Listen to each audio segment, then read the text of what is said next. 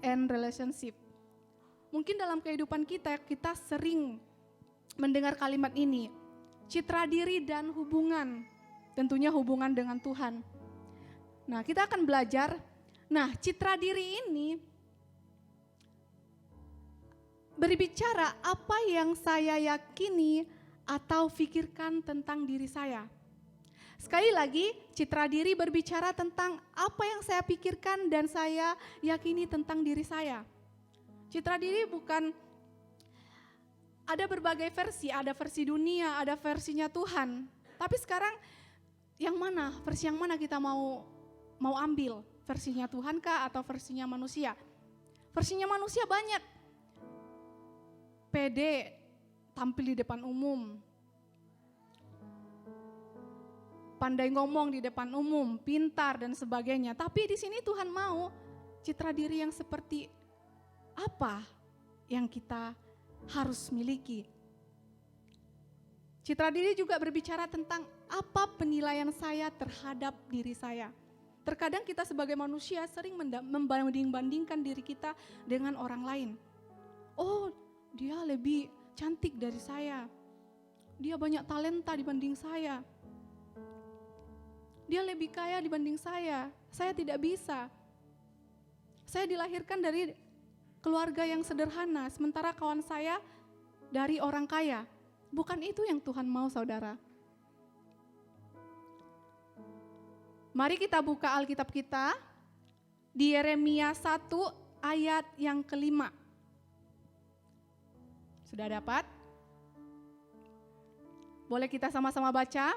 Dalam hitungan 3, 1, 2, 3. Sebelum aku membentuk engkau dalam rahim ibumu, aku telah mengenal engkau. Dan sebelum engkau keluar dari kandungan, aku telah menguduskan engkau. Aku telah menetapkan engkau menjadi nabi bagi bangsa-bangsa. Nah, di sini ada ya. Mengenal engkau, sebelum kita lahir, Tuhan telah mengenal kita. Tuhan telah mengenal saudara. Tuhan tahu masa depan apa yang saudara miliki nantinya. Tuhan tahu kemana tujuan Anda. Tuhan tahu jadi seperti apa Anda nanti. Tuhan tahu. Bahkan Tuhan mengatakan, kamu akan menjadi nabi bagi bangsa-bangsa. Saudara tahukah saudara, di dalam Alkitab, kebanyakan tokoh Alkitab yang dipakai Tuhan itu adalah orang-orang yang sederhana. Contoh seperti Musa, seperti Yusuf, Daud, Musa. Ketika memimpin bangsa Israel keluar dari tanah Mesir, dia bilang ke Tuhan, Tuhan, aku gak pandai berbicara, kata si Musa. Bagaimana aku bisa memimpin bangsa Israel yang tegar tengkuk? Mereka gak dengerin aku, katanya seperti itu. Tapi Tuhan gak bilang, ya udah aku gak pakai kamu Musa, karena kamu gak pandai ngomong, karena kamu gak pandai memimpin, enggak. Tapi Tuhan bilang, kamu harus maju, kamu harus memimpin mereka keluar dari tanah perbudakan. Dari situ kita melihat bahwa kemampuan yang kita miliki itu berasal dari Tuhan. Kalau saat ini kita merasa diri kita pintar, diri kita hebat, tapi kita tidak mengetahui gambar diri kita yang sebenarnya itu siapa, maka Tuhan akan mengambilnya dengan sekejap. Ada amin? Sama seperti Yusuf, ketika Yusuf dibuang oleh saudara-saudaranya. Sama Daud. Daud adalah seorang raja yang sangat berkenan di hadapan Tuhan. Dia adalah seorang yang penjaga domba, tapi Tuhan memakai untuk mengalahkan musuh, untuk mengalahkan Goliat yang besar. Bahkan ketika kita memakai pikiran manusia, gak yakin Goliat itu bisa mati di tangannya Daud. Lanjut. Citra diri versi Tuhan dengan citra diri versi manusia. Kadang kan kita sering ngomong, saya ini memiliki talenta, saya ini memiliki kemampuan. Tapi gak mengetahui kalau yang kasih kemampuan dan talenta itu Tuhan. Kadang kita lupa diri, sering mengabaikan Tuhan dalam kehidupan kita. Memiliki citra diri sama dengan memiliki keserupaan dengan Kristus. Nah, ini yang mau kita highlight ya. Citra diri adalah memiliki pengertian bahwa kita adalah segambar dan serupa dengan Kristus. Artinya apa? Kalau segambar dan serupa dengan Kristus, kita karakternya seperti Kristus. Kasih kita seperti Kristus, mengampuni kita seperti Kristus. Itu yang Tuhan inginkan.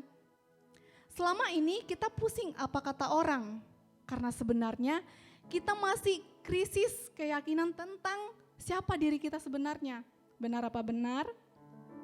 Nah, kalau yang belum menerima Kristus, mungkin kita masih waktu belum bertobat, kita sering intimidasi diri kita sering menjudge diri kita, kenapa kamu nggak kayak si tante itu yang cantik, yang disukai banyak orang gitu kan. Tapi di sini dikatakan bahwa kita selalu diombang-ambingkan oleh pendapat orang lain, oleh opini-opini orang sekitar kita, oleh pendakwa, si iblis. Sehingga kita menjadi goyah dan seringkali mempersalahkan orang-orang tersebut. Mengapa saudara? Karena semua itu terjadi karena kita belum mengerti gambar diri kita yang sesungguhnya. Ada amin? Saya yakin dan percaya bahwa kita semua di sini sudah meyakini bahwa kita adalah serupa dan segambar dengan Kristus, amin. Untuk menjadi segambar dan serupa dengan Kristus, yang pertama itu adalah merupakan hasil dari berserah diri kepada Allah. Dalam kitab Roma 12 ayat 1 sampai 2 mengatakan bahwa ibadah melibatkan pengabdian diri yang sepenuhnya dan seutuhnya kepada Allah. Kita merelakan tubuh kita sebagai korban yang hidup sehingga pikiran kita ikut diperbaharui dan diubah. Mengikut Tuhan saudara tidak gampang. Ada kesenangan yang harus kita tinggalkan. Ada harga yang harus kita bayar. Mahal harganya. Mungkin hari ini kita ada janjian sama teman-teman kita ya. Sama pacar kita, sama keluarga kita ada janjian. Tapi karena kita tahu kita adalah ciptaannya Tuhan, kita adalah produknya Tuhan, ingin menyenangkan hati Tuhan, maka kita melangkahkan kaki untuk datang beribadah di tempat ini. Kita tinggalkan setiap rencana-rencana kita. Kita tinggalkan kesenangan kita. Kita tinggalkan apa yang menjadi keinginan dunia dan datang kepada Kristus. Ini yang kita perlu pelajari teman-teman. Yang kedua, menjadi lebih serupa seperti Kristus adalah hasil dari kemerdekaan dosa. Kita ada sampai saat ini, kita udah dimerdekakan oleh dosa. Bayangkan saudara ketika kita masih hidup dalam perjanjian lama. Gigi ganti gigi, mata ganti mata. Ketika kita bertengkar sama teman kita, contoh, di kampus, dia lempar kita. Dikatakan bahwa dalam perjanjian baru ketika pipi kananmu ditampar, kasih pipi kirimu. Tapi kita dilempar batu, kita lempar kapas tapi pakai batu. Ya kan? Sama aja. Menjadi lebih serupa seperti Kristus adalah hasil dari kemerdekaan dari dosa. Karena Yesus menjalani kehidupan tanpa dosa, maka kita harus semakin menganggap diri kita sudah mati bagi dosa. Amin. Di dalam Roma pasal yang ke-6 ayat yang ke-11. Jika kita menjalani kehidupan yang mengejar kekudusan, maka kita akan menjadi semakin seperti Yesus. Saat mempersembahkan diri kita kepada Allah, dosa tidak lagi berkuasa atas kita. Sehingga kita akan semakin serupa dengan Kristus. Mau enggak saudara menjadi semakin serupa dengan Kristus? Amin. Nah, yang ketiga adalah menjadi lebih serupa seperti Kristus adalah hasil dari pertumbuhan iman Kristen. Bagaimana bisa iman kita bertumbuh kalau kita tidak menyisihkan waktu untuk Tuhan? Kita 1 minggu itu banyak kegiatan, Senin sampai Sabtu, dari pagi sampai malam, menjalani kesibukan kita. Tapi satu hari untuk Tuhan, kita mungkin bergumul. Hari Minggu aku ada latihan, hari Minggu aku mau kerjakan tugas. Tapi Tuhan mau kita bertumbuh dalam iman melalui ibadah, persekutuan, baca firman. Itu yang dikehendaki oleh Tuhan. Ketika pertama kali diselamatkan, kita belum matang dalam hal kebijaksanaan. Sama seperti anak kecil ketika baru lahir, dia harus dituntun oleh orang tuanya. Dia harus disuapin oleh orang tuanya. Kemana-mana harus dilindungi orang tuanya. Kita tidak memiliki pengalaman dalam belas kasih dan karunia. Kita belum mengerti bagaimana cara mengasihi, bagaimana cara memperlakukan orang. Kita belum tahu karena kita belum mengerti. Karena kita masih hidup dalam dunia. Tapi kemudian kita bertumbuh, semakin hari semakin mengenal Tuhan, semakin hari pengenalan akan Tuhan semakin bertambah. Apalagi kita rutin baca Alkitab, setidaknya 1 hari 1 pasal, itu menjadi pegangan dalam hidup kita. Sebagai orang Kristen, firman, doa itu adalah nafas. Ibaratnya jembatan, kalau satu dari sini ke sana, kita butuh jembatan untuk datang kepada Tuhan. Sama halnya dengan hidup kita. Kita memerlukan firman, kita memerlukan doa, kita memerlukan komunikasi dengan Tuhan. Saya tidak tahu pergumulan apa yang Anda hadapi saat ini. Mungkin saudara-saudara punya masalah dalam keluarga, dalam studi. Tapi percayalah, ketika kamu datang di hadapan Tuhan, komunikasi dengan Tuhan melalui doa, Tuhan akan menjawab sesuai dengan waktunya Tuhan. Tanggung jawab kita adalah untuk menjadi lebih kuat dan menjadi lebih serupa dengan Kristus. Tetapi bertumbuhlah dalam kasih karunia dan dalam pengenalan akan Tuhan dan Juru Selamat kita, Yesus Kristus. Pribadi Yesus yang telah mati di kayu salib, gunanya untuk menebus kita. Gunanya untuk memperbaiki hubungan kita dengan Tuhan. Menyucikan kita dari segala dosa yang kita buat. Kalau Tuhan tidak mati, kalau Allah tidak mati di kayu salib, sia-sialah kita hidup di dunia ini. Ada amin? Saudara, teman-teman, datang jauh-jauh dari Indonesia ke Korea, Tuhan punya tujuan, Tuhan punya maksud. Sama halnya ketika saya datang ke Korea tidak tahu apa-apa, hanya tahu kata sarangeo. Gitu. Tapi kita mencoba untuk belajar, kita mencoba untuk taat. Kehidupan di Korea dengan di Indonesia beda. Sebagian ada yang mengatakan di Korea lebih enak. Sebagian lagi ada yang mengatakan Indonesia lebih enak. Di Korea kimchi aja terus yang dimakan. Di sini gak ada ayam penyet. Gitu ya. Tapi ketika kita mengerti tujuan kita datang ke sini, tujuan kita datang ke Korea ini, bahwa dimanapun kita ditempatkan, dimanapun Tuhan utus kita, dimanapun Tuhan mau taruh kita, kita tetap bertahan hidup, survive.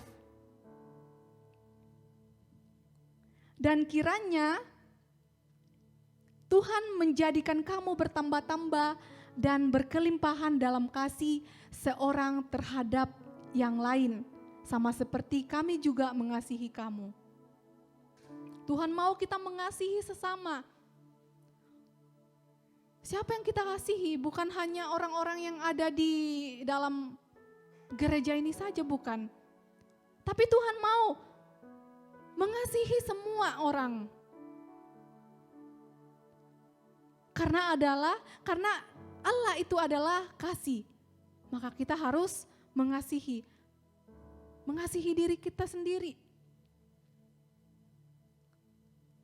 Di dalam 1 Petrus ayat 1, pasal 1 ayat 18 sampai 9 dikatakan, sebab kamu tahu bahwa kamu telah ditebus dengan cara hidupmu yang sia-sia yang kamu warisi dari nenek moyangmu itu bukan dengan barang yang fana, bukan pula dengan perak atau emas, melainkan dengan darah yang mahal, yaitu darah Kristus yang sama seperti darah anak domba yang tak bernoda dan tak bercacat.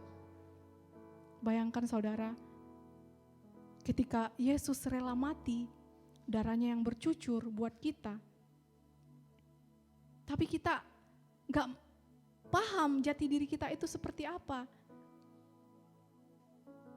Kita masih mikirkan hal-hal duniawi.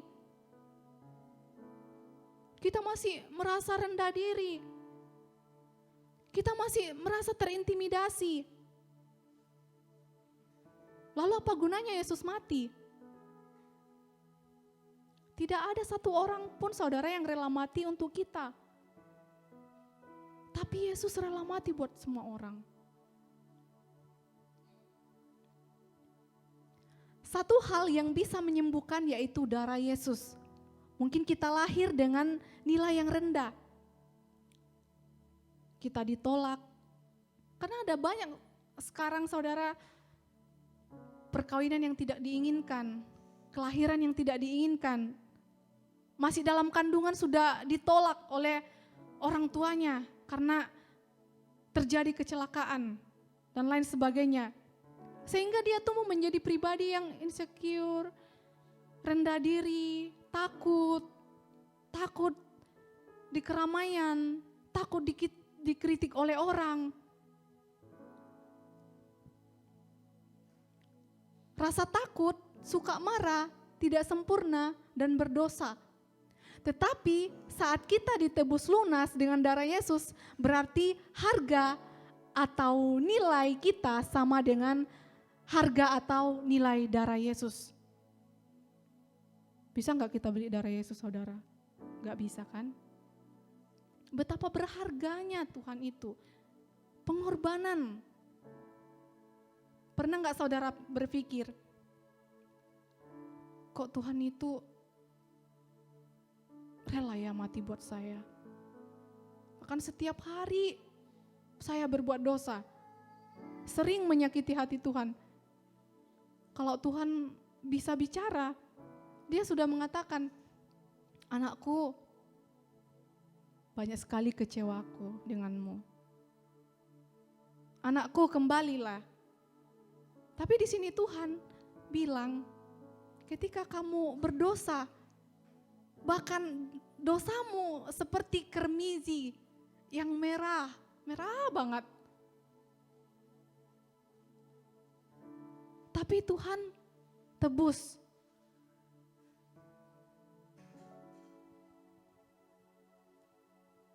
Tuhan tebus, Tuhan angkat, Tuhan pulihkan kembali. Jangan lagi pikirkan yang di belakang. Jangan lagi mau diintimidasi oleh hal-hal yang tidak ada kaitannya dengan masa depan kita. Kita harus melihat ke depan, memandang ke depan.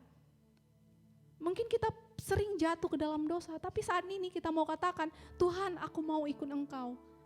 Aku tidak lagi melihat apa yang di belakangku, tapi aku mau menyerahkan hidupku kepada Tuhan. Banyak yang bersaksi saudara, teman-teman saya kan, saya ibadah di Conan.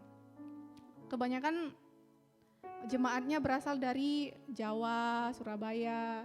Jadi mereka bersaksi bahwa mereka bertobat, mereka mengenal Tuhan ini di Korea. Mereka mengenal Tuhan yang sesungguhnya itu di Korea, bukan di Indonesia. Saya juga bingung, ya Tuhan, kasihan sekali dia, padahal Kristen.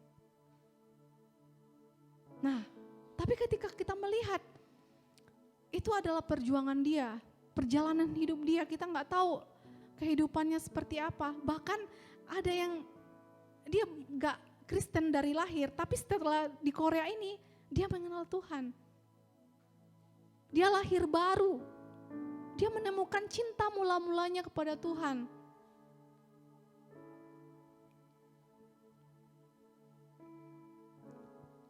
Boleh kita baca bersama-sama di depan. Kejadian 1 ayat 26 sampai 27. 1, 2, 3. Berfirmanlah Allah, baiklah kita menjadikan manusia menurut gambar dan rupa kita, supaya mereka berkuasa atas ikan-ikan di laut dan burung-burung di udara dan atas ternak dan atas seluruh bumi dan atas segala binatang melata yang merayap di bumi. Maka Allah menciptakan manusia itu menurut gambarnya. Gambarnya diciptakannya dia, laki-laki dan perempuan diciptakannya mereka. Nah, di sini jelas bahwa Tuhan itu menciptakan kita serupa dan segambar dengan Dia. Saudara mungkin waktu sekolah minggu pernah mendengar Allah menciptakan hari pertama, Allah menciptakan langit dan bumi dan sebagainya. Nah, Tuhan menciptakan segala sesuatu itu dengan firman, jadilah terang, jadi. Jadilah cakrawala, jadi. Jadilah pohon, jadi. Tapi manusia diciptakan Tuhan itu bukan jadilah manusia, jadi, tidak. Tapi Tuhan membentuk dari tanah liat dengan sempurna, tidak bercacat celah. Tuhan membentuk dengan sempurna. Tuhan mendesain dengan sempurna. Dan dengan proses yang panjang.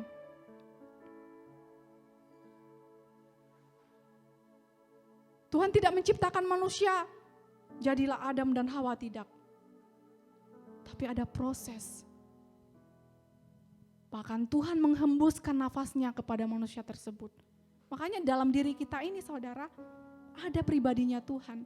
Dikatakan di dalam firman Tuhan, kamu adalah buku yang siap dibaca oleh orang. Buku tertulis, buku yang siap dibaca oleh orang lain. Artinya apa? Karakter, kepribadian, perilaku, tutur kata, perbuatan, itu serupa dengan Tuhan Yesus. Jangan salahkan kita saudara ketika orang bilang, hah? Ini yang disebut serupa dengan gambarnya Tuhan, tapi karakternya seperti ini. Karena kita tidak meyakini, karena kita tidak paham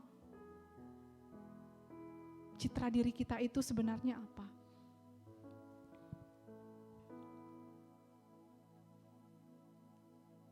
Membangun citra diri seperti Kristus, yang pertama adalah memperhatikan pola pikir kita. Boleh satu orang membacanya? Di Roma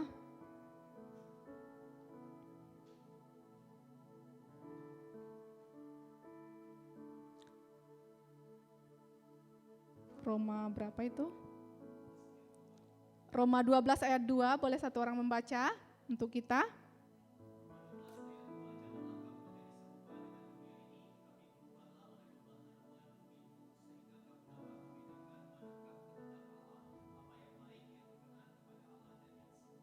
Oke.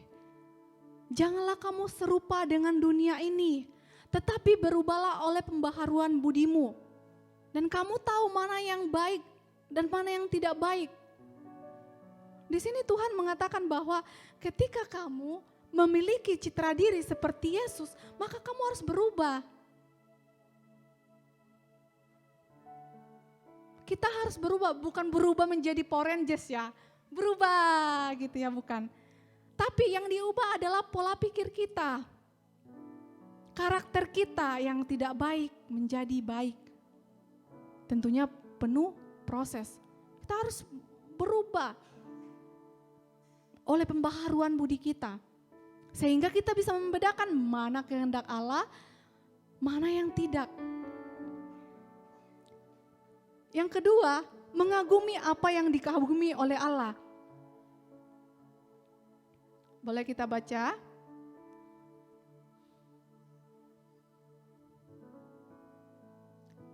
Dalam Lukas pasal 16 ayat 15.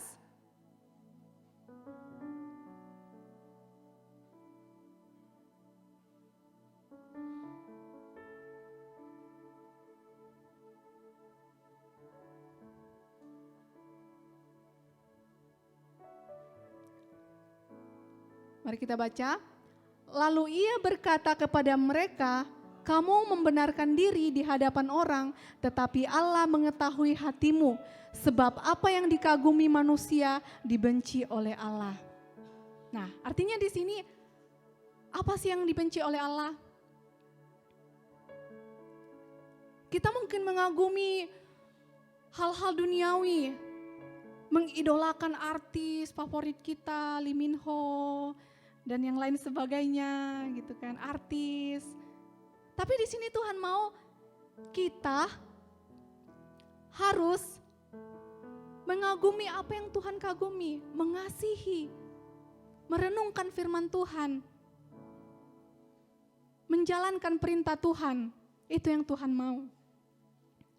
Dan yang ketiga, memfokuskan diri kepada Kristus.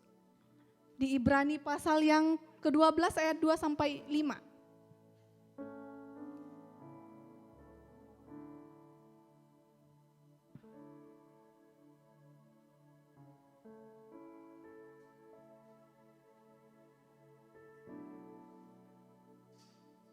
Sudah ada? Mari kita baca bersama-sama.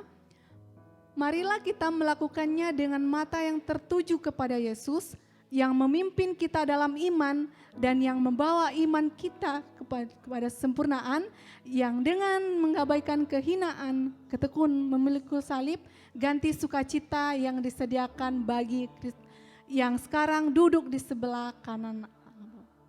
Amin. Nah, di sini dikatakan bahwa kita harus memfokuskan diri kita kepada Tuhan. Tidak ada lagi intimidasi, tidak ada lagi rasa bersalah, tidak ada lagi kutuk. Karena kita sudah disediakan tempat terindah oleh Tuhan, yaitu di sebelah kanan tata Allah.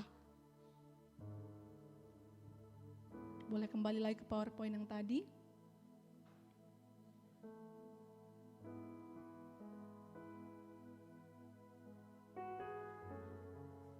Makanya untuk membangun citra diri kita kepada Tuhan, yang pertama kita harus memperhatikan pola pikir kita.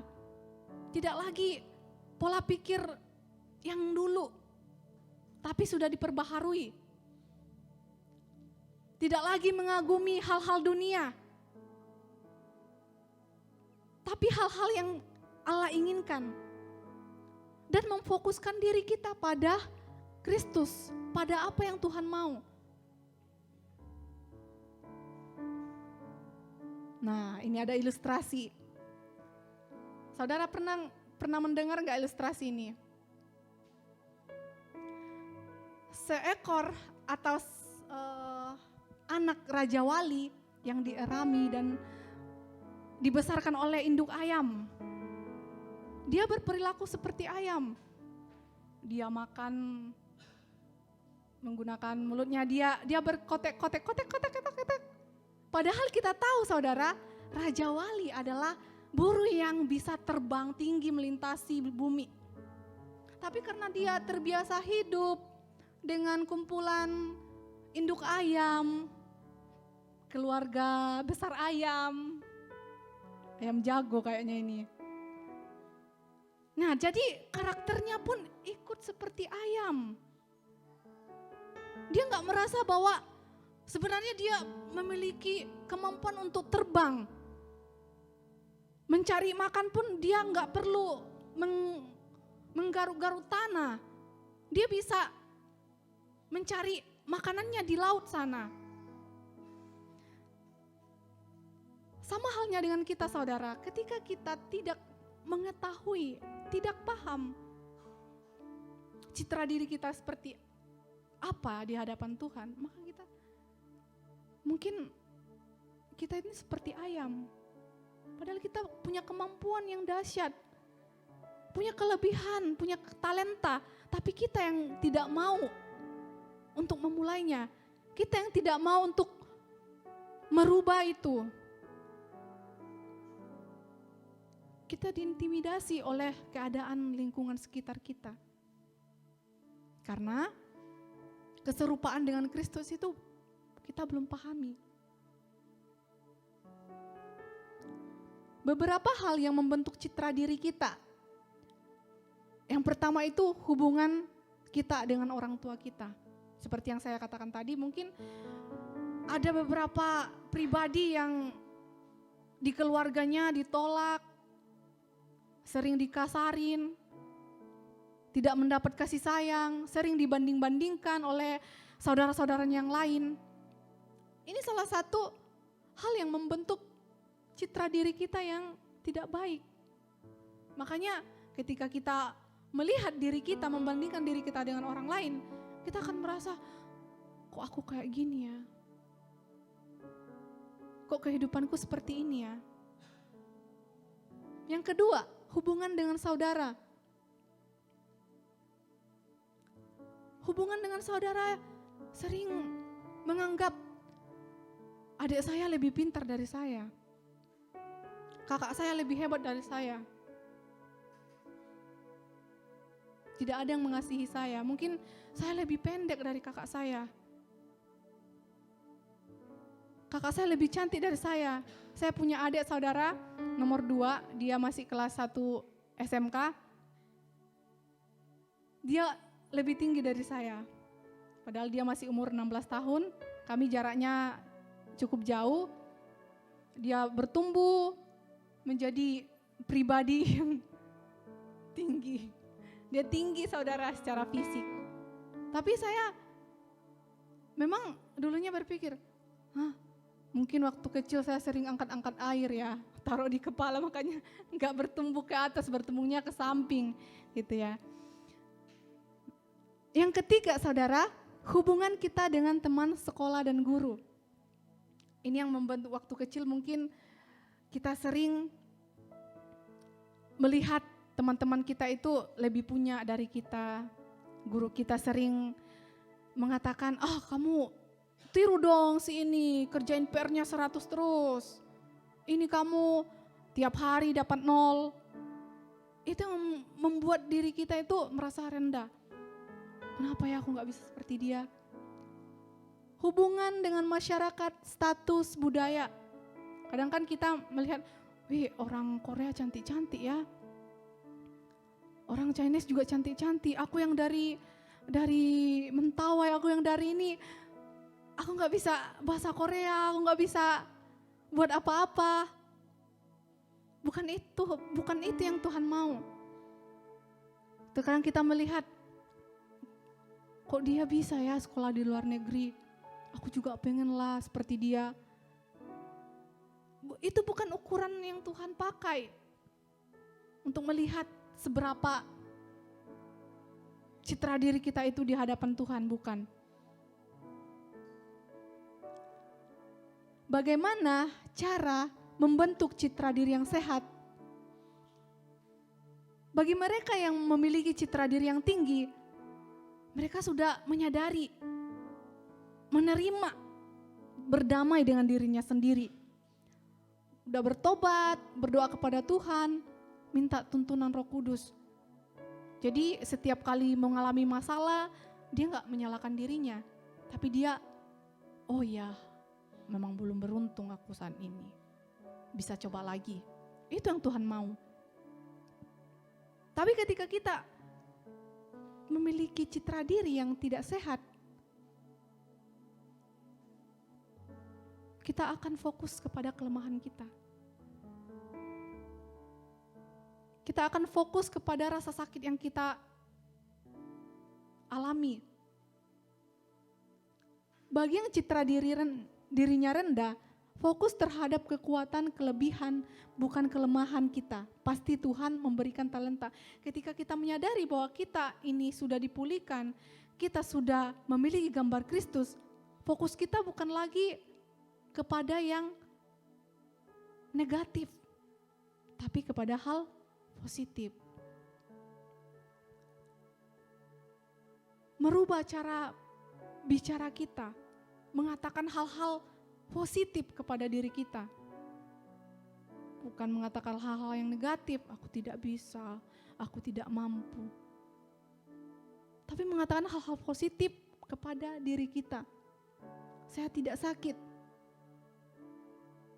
hanya saya belum sembuh. Berusaha berdamai dengan diri kita. Dan kita jangan terlalu bingung. Jangan terlalu khawatir apa kata orang terhadap diri kita. Kualitas diri kita ditentukan oleh kita sendiri, bukan ditentukan apa kata orang. Sekali lagi saya katakan, kualitas diri kita, citra diri kita, harga diri kita yang menentukan. Kita mau diperlakukan orang baik, maka kita harus perbaiki diri kita. Kita mau orang melayani kita, kita harus perbaiki diri kita. Berhenti membandingkan diri dengan orang lain. Saya percaya di sini kita tidak seperti ini lagi ya saudara, karena kita sudah menghidupi kebenaran firman Tuhan. Kalau zaman dulu, waktu kita belum mengenal Tuhan, mungkin banyak kita rasakan seperti ini. Jangankan saudara, saya juga pernah mengalami seperti ini. Tidak berani tampil di depan umum, malu dikatai orang. Tapi Tuhan gak mengatakan citra diri itu percaya diri. Bukan. Tapi citra diri itu ketika kamu paham siapa yang ada dalam dirimu. Amin. Nah, kesimpulannya di sini adalah dengan memiliki citra diri yang sehat, kita dapat memuliakan Tuhan. Selalu bersyukur dan memiliki kerinduan mempersembahkan apa yang ada untuk melayani Tuhan. Bahkan mampu menolong orang lain agar memiliki citra diri yang sehat pula. Jangan menjadi serupa dengan dunia ini, melainkan hidup menurut kehendak Allah. Ini kesimpulannya saudara, menjadi serupa dengan Kristus. Kita melihat diri kita, Kristus yang ada dalam diri kita. Amin. Demikian firman Tuhan yang bisa saya bagikan pada sore hari ini. Biarlah firman ini menjadi perenungan bagi setiap kita. Kalau yang ada dalam diri kita, citra diri kita bukan citra diri versi dunia, tapi citra diri versinya Tuhan. Di mana kita segambar dan serupa dengan Tuhan. Kita harus yakini bahwa kita hidup di dunia ini itu semua Tuhan punya tujuan, Tuhan punya maksud. Bahkan sebelum kita ada di dunia ini, Tuhan memberikan kita kekuatan. Tuhan telah memberikan kita talenta untuk melayani orang-orang yang ada di sekitar kita. Amin saudara. Mari kita angkat pujian yang berkata mengenalmu.